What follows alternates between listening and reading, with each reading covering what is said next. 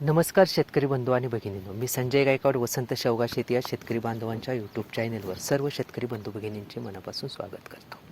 शेतकरी मित्रांनो, आजचा व्हिडिओ खास असणार आहे, कारण आज मी अशा एका विषयावर तुम्हाला मार्गदर्शन करणार आहे जे शेवगा शेतीमध्ये मुख्य भूमिका बजावतं, म्हणजे शेंडा छाटणी, जी झाडांचा डौल आणि उत्पादनाचा कौल ठरवणारी ही प्रक्रिया आहे. आपल्या झाडाचं उत्पादन कधी आणि किती हे केवळ शेंडा छाटणीवर अवलंबून असतं. अशा ह्या विषयावर मी आज आपणास मार्गदर्शन करणार आहे. ज्यांना शेंडा छाटणी जमली त्यांना शेवगा शेतीमध्ये अचूक उत्पादन, योग्य वेळी उत्पादन, भरघोस उत्पादन घेता येतं. तसं आज शेंडा छाटणीचा फायदा, शेंडा छाटणीचे टप्पे ह्या व्हिडिओच्या माध्यमातून आपण समजून घेणार आहोत. तर व्हिडिओ शेवटपर्यंत नक्की पहा.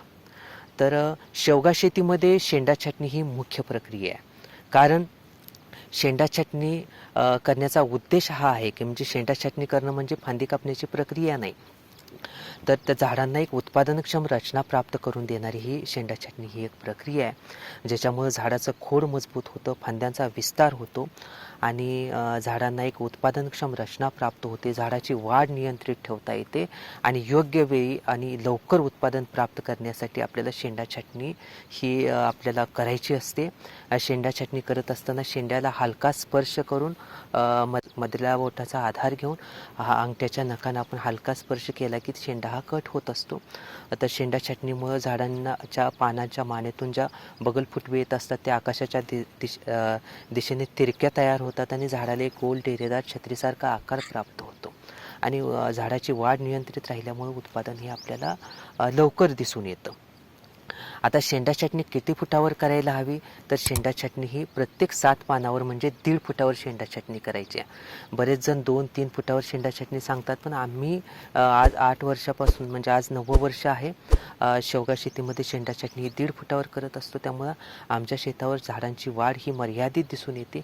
उत्पादन हे आमच्या कक्षेमध्ये म्हणजे आपल्या कार्यक्षेत्रामध्ये उत्पादन घडून येतं, ज्याच्यामुळं मजुरी खर्च म्हणजे शेंगांचा तोडणी खर्च हा कमीत कमी येतो.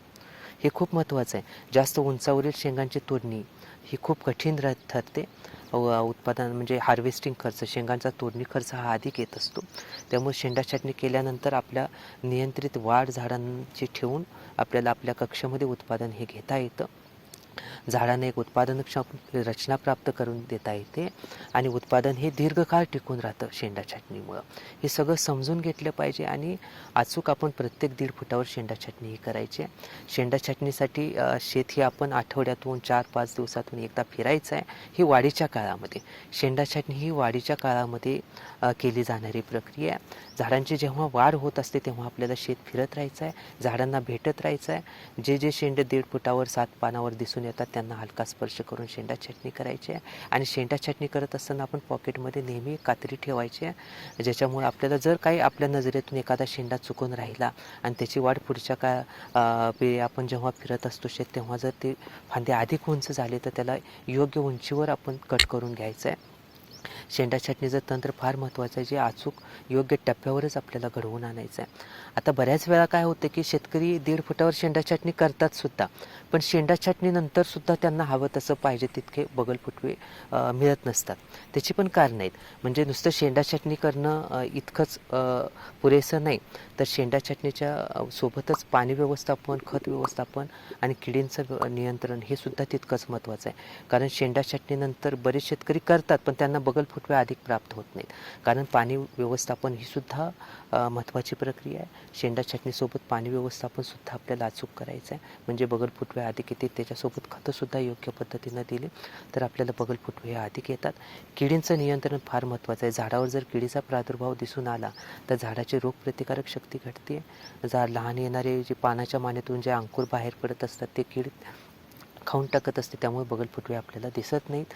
त्यामुळं किडीचं नियंत्रण, पाणी व्यवस्थापन, खत व्यवस्थापनसुद्धा शेंडा छाटणीसोबत आपल्याला अचूक योग्य पद्धतीनं संतुलित वापर करून करायचं आहे. असं केलं तर शेवगा शेतीमध्ये शेंडा छाटणीचं तंत्र आणि हे खत पाणी फवारणीचं व्यवस्थापन हे अचूक केल्यास आपण शेवगा शेतीमध्ये भरघोस उत्पादन, अचूक उत्पादन, मोठं उत्पादन आणि दीर्घकाळ उत्पादन घेऊ शकतो. त्यामुळं हा शेंडा छाटणी ही मुख्य प्रक्रिया मला वाटते की आजच्या व्हिडिओमधून मी आपणास सांगितले. आपल्याला नक्कीच हा व्हिडिओ शेवगा शेतीमध्ये उपयुक्त ठरणार आहे याची मला खात्री आहे. आपण पुढच्या व्हिडिओमध्ये नवीन विषयासह पुन्हा भेटूया. तोपर्यंत धन्यवाद. जय जवान जय किसान. शेवगा शेती एक वरदान.